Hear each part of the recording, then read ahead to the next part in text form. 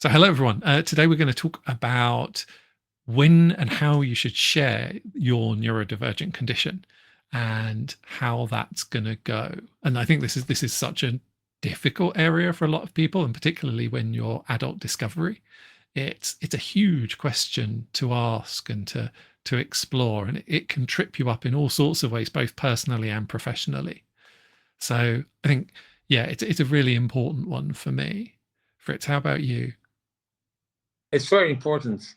I chose this subject because every week we chose a subject.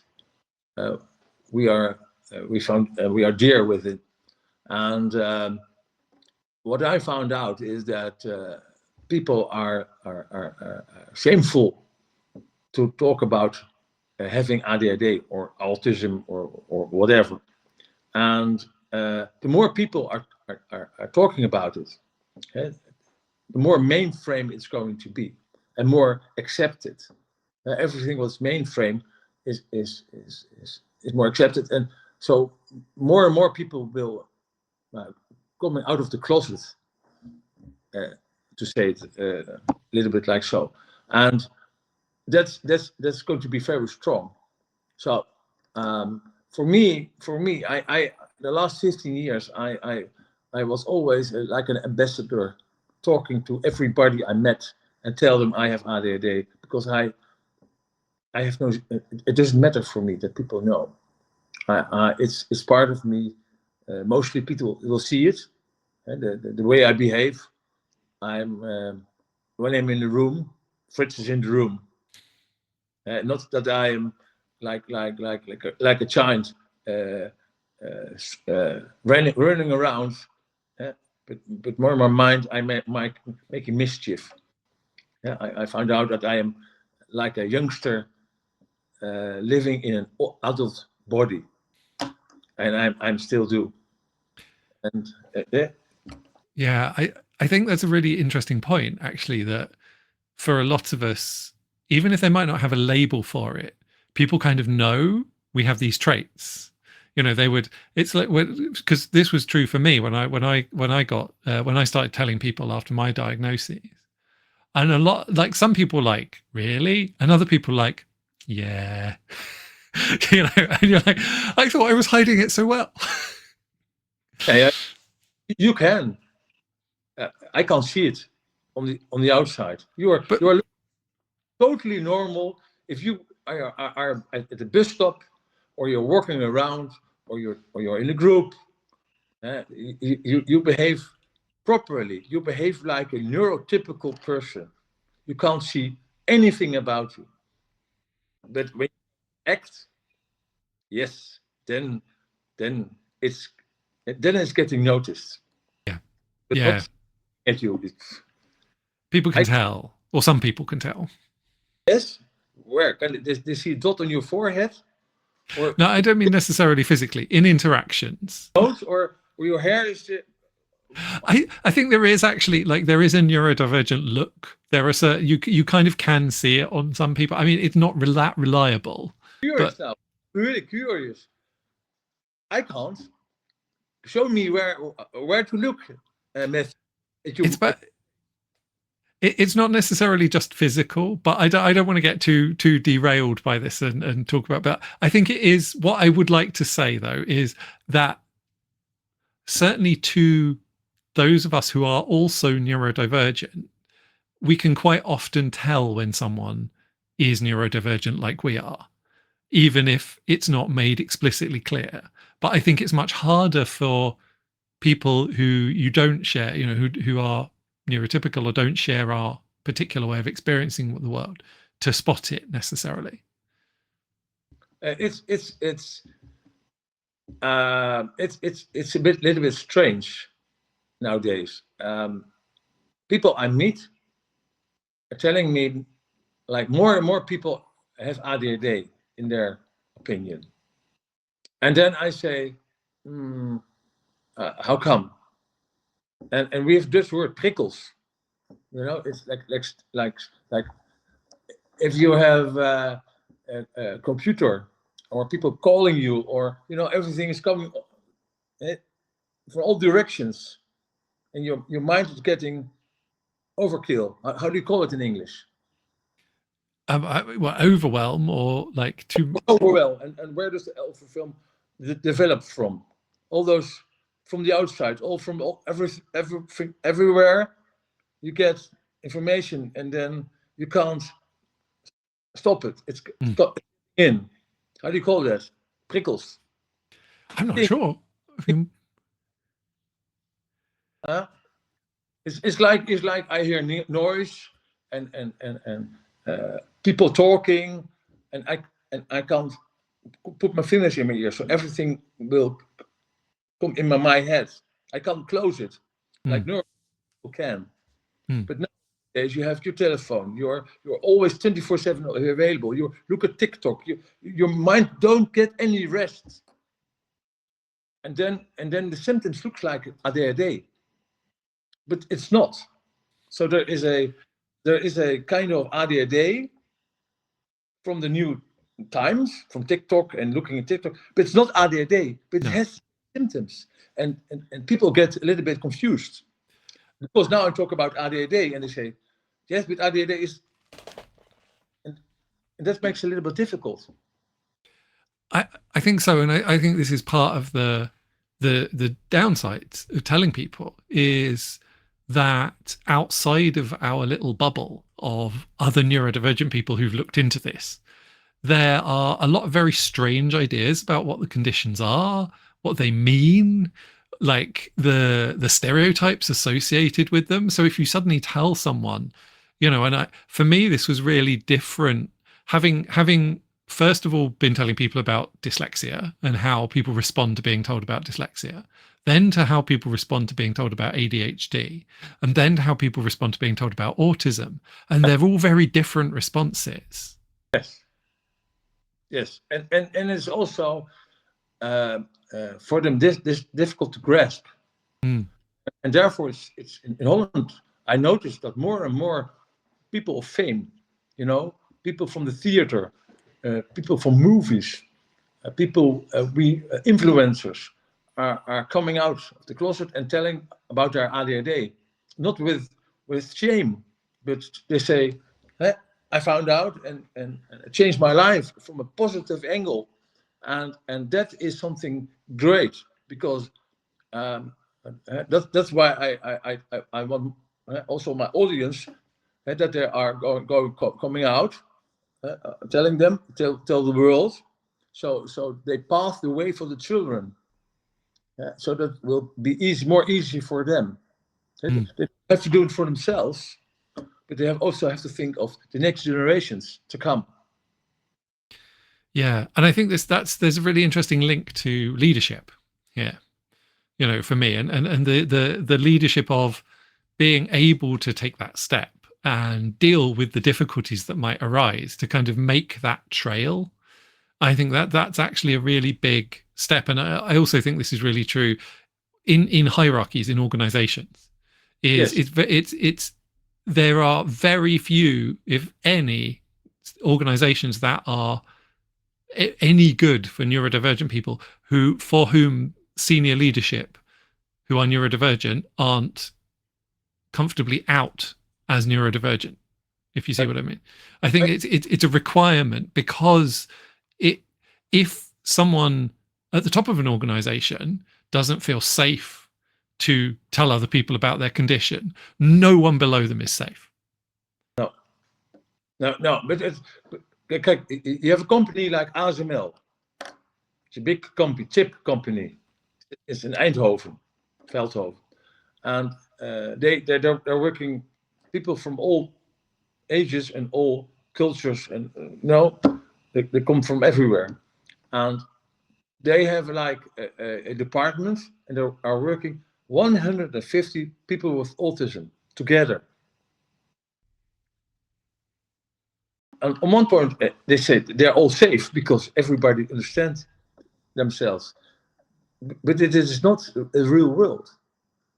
And that's a little bit difficult. I want to be like with my ADHD or with autism.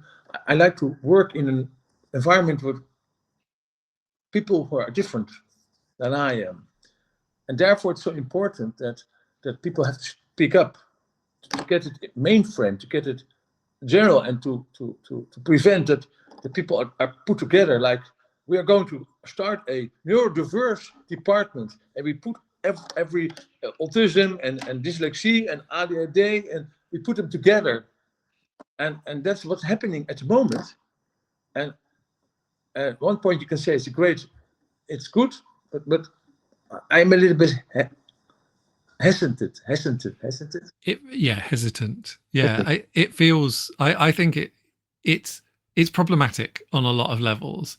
At its best, it feels just like it's not going to help very much. At its worst, it feels like a zoo. But it's the way they are. The solution.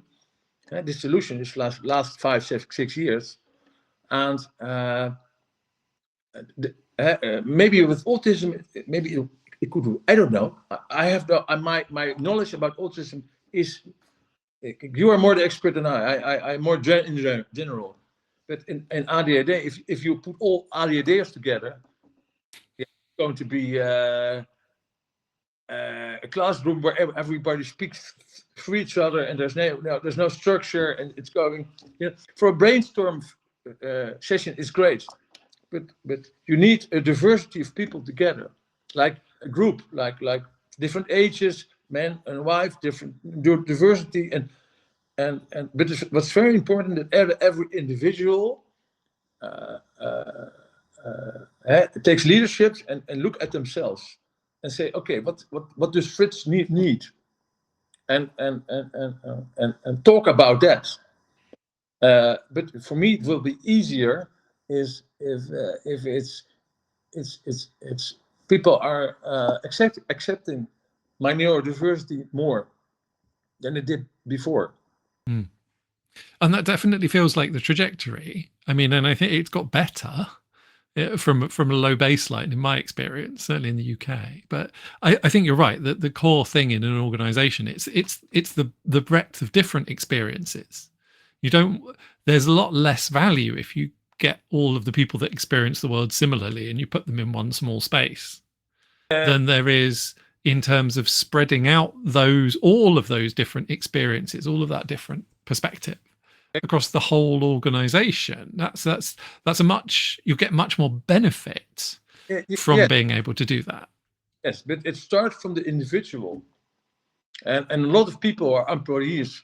They are waiting for the manager to give them orders.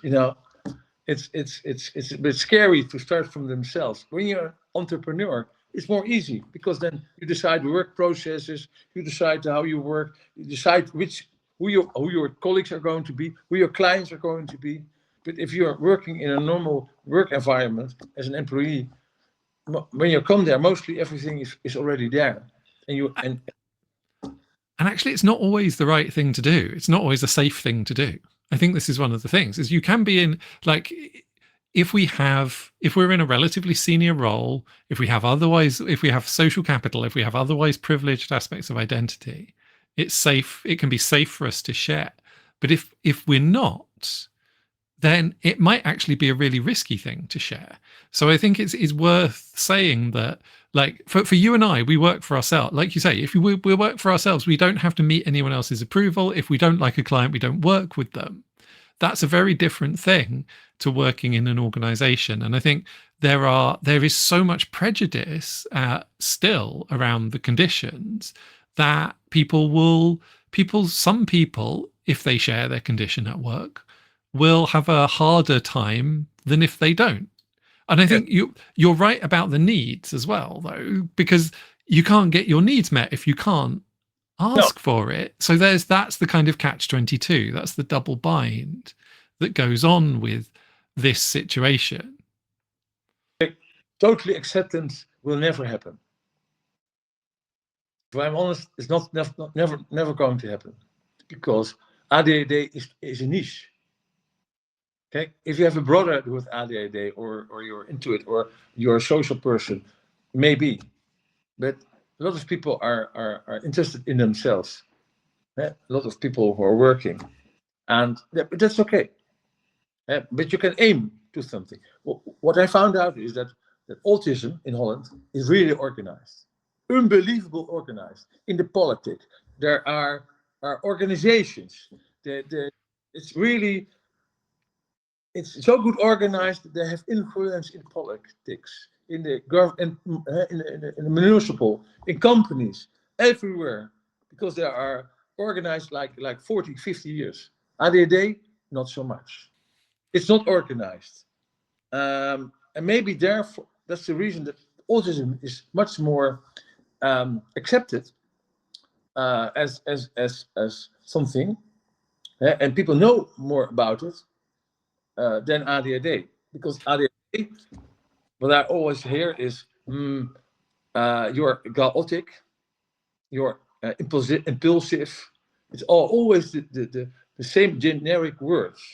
But what's very important, that still, to make it more easy for you, we have to find ways that people are going to accept ADHD as what it is, not like a disaster, but as a power. And the person, the individual, has to, for him, it has the most impact, not for the people you work with. And so it's to me as Frits, I try to make ADHD more mainstream, more in general, that people, and I try to correct people what it is, and to give them a little bit more insight. And I hope that will change. But people, it starts with that people are going to tell, I have ADHD, and they're not afraid. And what's happening, and that's why I chose this subject. With every week we chose a subject. This time I did, and next time you do, and that I want people to take the responsibility themselves and say, okay, I want that. I want, yes, I want to be accepted. I'm a little bit different. I am, but still I want to be accepted for who I am, and not because I have a disorder. I don't want that. I hate that. I think I agree, ideally, and I think it can be one of the challenges, one of the difficulties of telling people about a condition is it almost provides another box that you can then get stuck in, and that people can put you in, or that you can get stuck in yourself. But I also think, you know, the labels can be helpful. They can help people, tell people, inform how to engage with us, these identity labels. And I think it's like, it's more a way of knowing how you're likely to be able to successfully engage.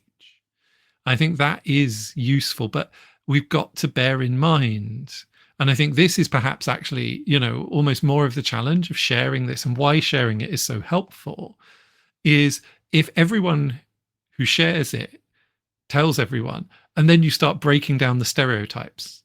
Yes. And I thought that the actually autistic hashtag was really good at doing this, because it's like all of these people that are like, and there's a phrase, this isn't so much a thing with ADHD, but you tell people you're autistic, and people sometimes respond, "Oh, you don't look autistic." Yeah. What does that mean? It's such a strange, but I kind of know what it means, but also that's interesting. We look everything with our eyes. So our eyes are number one. What we say, words, is number two. So so if you want people to listen to you, you have to find a way that eyes and words or whatever is connected. And then people will listen. Also, people like 20 years ago, there was no TikTok, there was no, there were much less means to talk about things. Now it's like all over the place, and but there's now too much information. It's and my what I found out now is I'm 59 now, and I'm starting. I am at I'm starting. Not I would like to start at 30, but now I'm ready. You know, I'm on the pinnacle of what I do. It's all coming together, but it took me like 20 years. And if you, and that makes me a little bit sad. I know this is not the subject, but this was a revelation I had a few days ago. That normally you go to school, you go to university, and then you get a degree, and then you get a job. But for me, to work in a normal environment, I can't. I can't. I am too impulsive and say things you can't say. So I had to find a different route. And my solution was I'm going to be an entrepreneur, because then I can make my own work, my work processes. But I found out I have to have an assistant, my wife, and we have a connection. And so I think you have also, did you also find a way to be successful, even with ADD and autism? Because talking about that, how you did it, is also a way of the acceptance of ADD, that you can, because I have also some gifts. I can think I can see everything in a big one shot. I can see things three-dimensional. And normal people can't.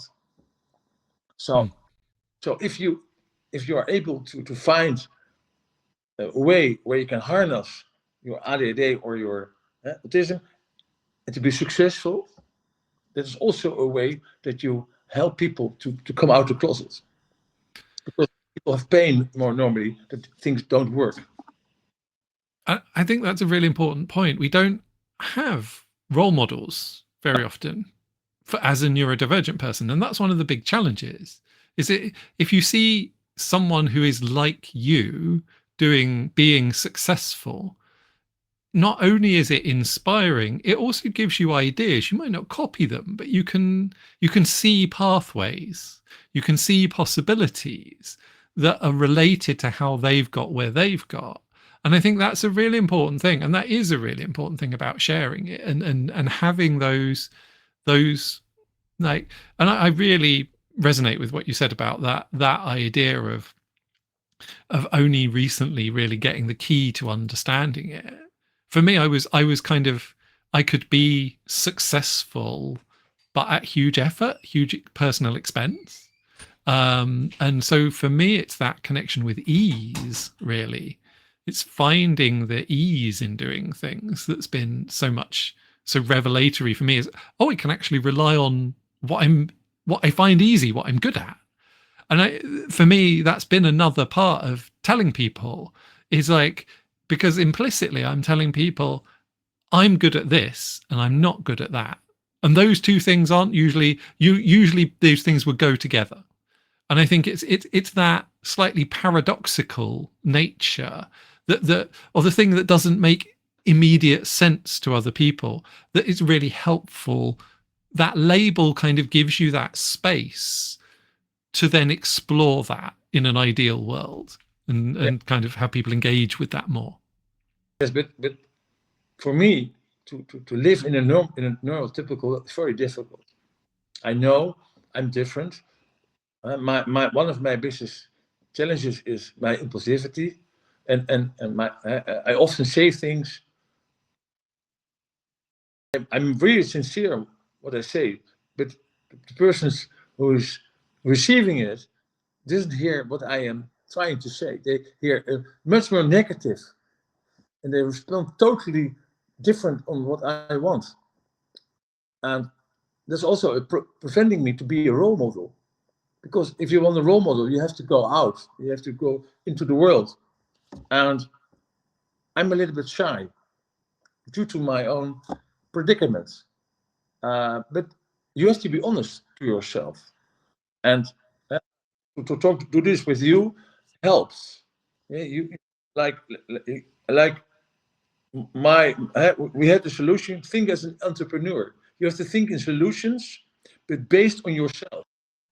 It has to be based on yourself. And this, I'm connected with you. That I'm not only based on myself, but also based on Matthew's needs. And we have to make a kind of connection. And if you're able to do that, then the impact of your ADHD or autism will be less. I think it's I agree, and I think that it's that the way I see it is like every way of being, every like being neurotypical, being neurodivergent, whatever, has advantages and it has disadvantages. And the problem we have as neurodivergent people is it's much harder to access the advantages. So we kind of end up paying the price without getting the benefit. And what's really interesting is how we can then work with other people and share what we're naturally good at without having to do the stuff that we're not so good at, that's a huge amount of effort for us, or that we're not very good at. And that means that other people can do that. I think that's that's the really nice thing about this idea of real neurodiversity, is it means everyone can play to the areas of their interest and their strengths, rather than having to be like, rather than us all having to kind of just do same old and like do the same, be all good at and interested in the same things. I'm a coach and trainer, and I have been educated by Kolb. It's a styles of learning, 4 styles of learning, and I start always with experiments. So just do, and just going to see what's going to happen. And most people don't. In the neurotypical world, it's no experiments. Not so much. They first want to read a bit about it. They want to be safe. But my mind, I like to be. When I look at the TV, I like flog it. Because people, and I'm not. I'm always going to the end. I am only going to look at the when it's going to be solved, because I'm interested for how much. The guys that are talking about this stuff, I'm not. I don't care. And I look at the video. I go, so 2 times 3 products, and it's also the same with another program where 2 experts have 200 pounds, and they have to find 5 subjects, and it's going to sell on the auction. It takes about 45 minutes program. I always go to the last 15 minutes, where I see which 5 products they sell, and then they're going on the rostrum. But the rest, I don't care. It's going too far, too slow. So it's important that you're going to know yourself. And it's most important, but you have to rely on yourself, because the world where you're in is not in your favor. But the more people are aware about ADHD and the positives, the more easy it will be for me to be Frits. Because now, when I was younger, or when I was aware of my ADHD, in the beginning, like 15 years ago, I really had to be boxed. I had to box myself in, dress like an actor, to be an actor. And now I can be more myself. I still have to follow rules, how you engage and the things you say, but I'm more able to be Frits, and it gives me a big smile. And therefore, audience, tell your friends or whatever, if you have ADHD, start with your family, start with your friends, just tell them, and be positive about it. I think that positivity is a really helpful thing to model. It's a strange thing. It's one of the things that I picked up quite early on from the neurodiversity movement, was this idea of saying congratulations on your diagnosis. When someone tells you, and it's like, because I think in the outside world, like outside of this, people think it's kind of like, oh dear, oh, you know, oh, like, oh no, you've had, it's like, first of all, I've always been this way. It doesn't change anything. So it's like, it's good news that I know this about myself.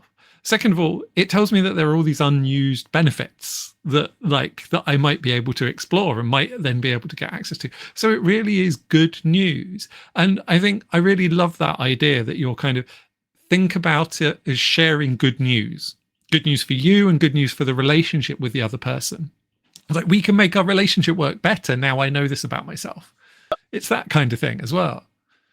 For me, the diagnosis was the first time some part of me I was really stunned about. I didn't understand myself. My father was always nagging me that I had to listen, and I did my utmost, but it never worked. Never. Till I got medicine, till a certain extent. And when I got diagnosed, I found out it was not my fault. It was something in my brain. It was a relief. It also sad, because I could do nothing about it. A little bit. I could change environment around me, people around me, to cope. But still, the diagnosis will give you some handvatten. Comfort, or like, will tell you, if you get a diagnosis, it's about symptoms. And then you can watch yourself and ask your family to look at what they notice, the symptoms. If it's the diagnosis is is the same as in real life, to check. And if it's no, then you have to decide: are you going to do something about it, or just accept it? And the accept part is the most difficult part. Some things I accept it, but still I try to do it, and every time, no. But I can't.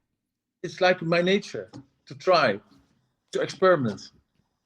And I think that acceptance, you know, when we talk about acceptance with ourselves and with other people, it feels slightly different to me, because one of the interesting things about telling other people is, if you behave a certain way towards someone, they are going to assume something about your state, towards your feelings about them.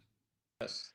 And I think what's really interesting being neurodivergent is that our internal state and some of the ways that we would behave don't line up in the way that they do for other people. So, yes. For example, with ADHD, it's like, I might not talk to someone for 6 months. That's not because I don't care about them. That's just because that's how I do relationships. Like, and then, but you have to tell them. And then, yeah, exactly. But they have to know that. Yeah, absolutely. You made a disclaimer, so you can send by mail.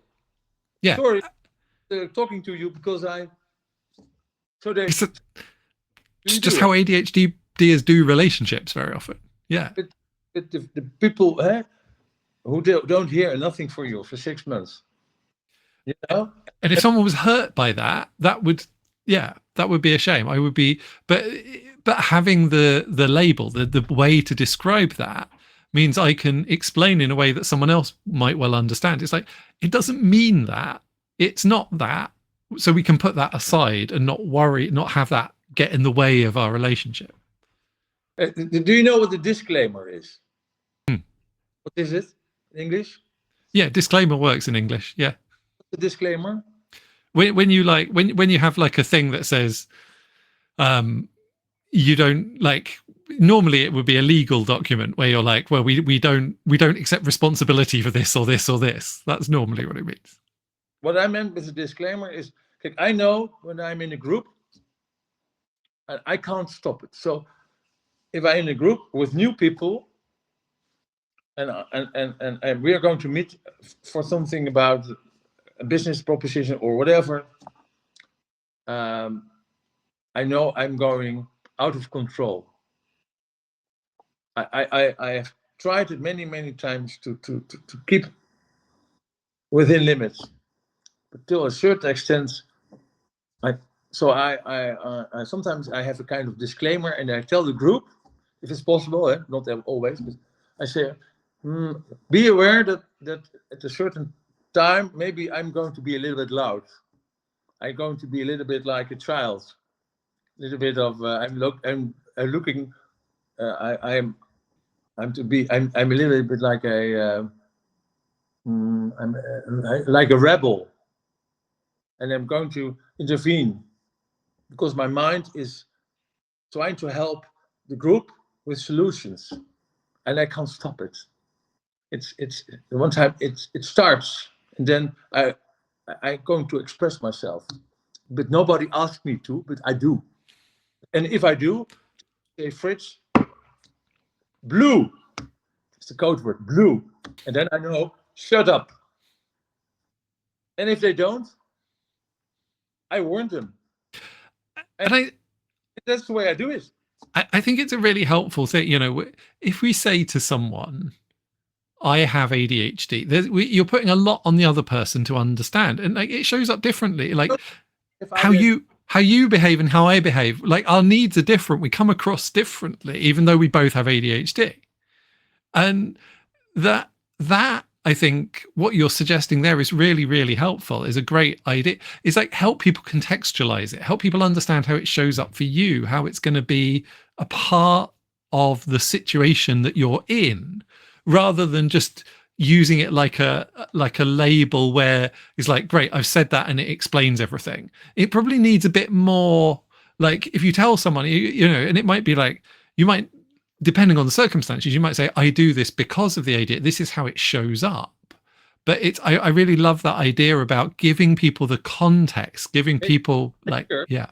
I do it in practice because one time I didn't. And, you know, I backfired big time because I didn't.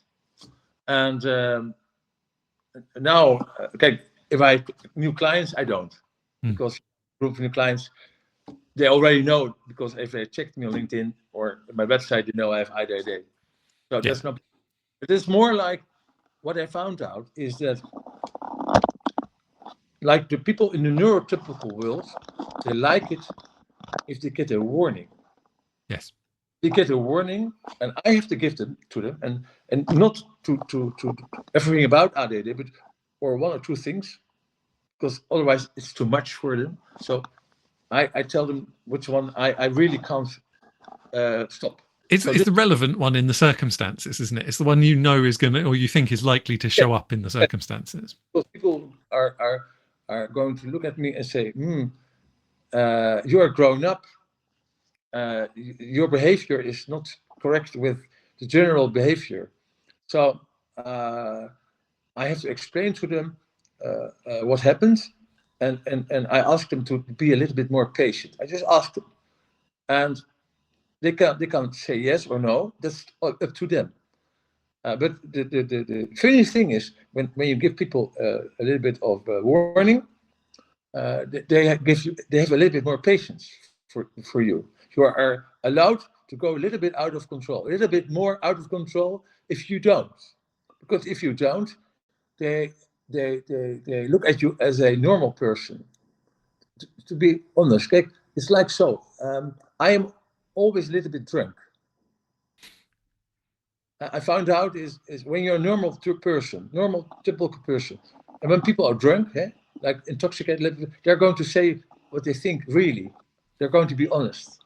And I am always like this. And I have to control myself with my conscious mind. And I found a way to do it. But when I'm in this group with new people, there are too many. My conscious mind can't. It's too much energy. It's getting like it's going to cook over, like with the steam, you know. So this is what I tell me, like a whistle.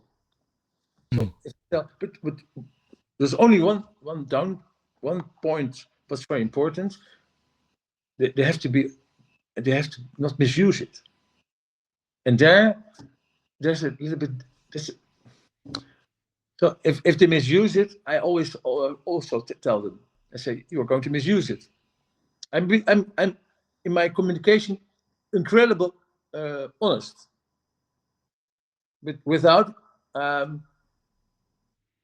But I'm not that honest. But what about myself? So I'm not honest what I think about them, about the other persons. Just, I found a new solution. I'm talking about myself, brutally honest, in connection with you or whatever, and it prevents me to be honest about you. You see, and that's okay. But you have to understand the connection you will make yourself in connection with the other person, and that's something you have to do. And if you do this, you are already, a big step ahead. Even if you have ADHD or autism, because there's one person who knows Matthew the best. It is Matthew. So if you can tell them in the way you are, and if you get a little bit of head start, it will give you a more safe environment, a little bit more safe, and that's okay. Don't tell them everything, only a part. Yeah, what's relevant. I think that's that's why. Look, if it works for you. Yeah, completely. I love that. I think that's such a helpful way of helping people through this sharing process. So yeah, thank you. So I want to ask our followers. I don't know how many there are, but most are in England because LinkedIn is not helping my website, so more him. So that's okay. So I have a challenge. You're going to you have a neurodiverse person or not, and you're going to experiment. Give the person you're working with a little bit a head start. That you know yourself, you're going to be a little bit more out, you can be more yourself. Just give them a little warning and don't see what's going to happen if you do. If you go outside the line, outside the structure, if they are more patient with you. And if so, I think they will, because I have done this many times and it works. Just follow the leader. and let us know how you get on. And yeah, but that's it. You have to be. It's strange. When I'm talking about myself, I'm shy. We talk about it. Like I've never called a newspaper to make an article, because for whom? For me, I make myself smaller. But when I am here, I'm talking to person. I'm big. I have no fear. Let's go. It's strange, but it's like ADHD. I've seen people on stage, pop, no problem. Also in groups, no problem. But if I have to do a job, different story. Then I become very small. It's I don't know. Yeah, it's how to, it almost feels like telling people how to get you in that situation where it's easy, when you can be all yourself, instead of when you feel small and when you feel like that you can't contribute. In Holland, it's if I tell the world that I'm a great coach, it doesn't work. In America, it works. Great coach, Frits is a great coach. You can make, like a commercial and it works in America. I don't know how it goes in England, but in Holland, no. I want you. I need Matthew or other person to say, Frits, that's a great coach. I think he's doing great. And then it's people call me, and then and then the newspaper calls me and say, oh, Frits, you're on the article. Of course, no problem. But to call the newspaper or whatever, I am. I don't know. I freeze. It's this strange thing. I freeze. Why? I don't know. Maybe somebody knows, because I am puzzled. Like 10, 12 years already. I have no clue. I think maybe we should think about what this means for next time's topic. I think we should wrap it up here and have a think about what that Yeah. Because a lot of people are not talking about their ADHD because they also have a kind of shy, The fear of the strengths as well. Yeah. I don't mind what people do. My wife does. Sometimes I have to be, neurotypical because my wife doesn't want me to be, because she doesn't like to. But so therefore I'm a little bit. But when I'm alone, like now, ta-da! But if you know this of yourself, you can create a world what can boost you or what can break you a little bit more. But you have to therefore I'm really thankful also for Matthew that we do this together. It's also a little experiment what I do. Yeah, and I think that as a place to end, it's almost like if people don't take you telling this stuff to them well, then they're never going to be, you might need to find other people. And that seems like a good place to end as Frits has disappeared. Oh, you're back.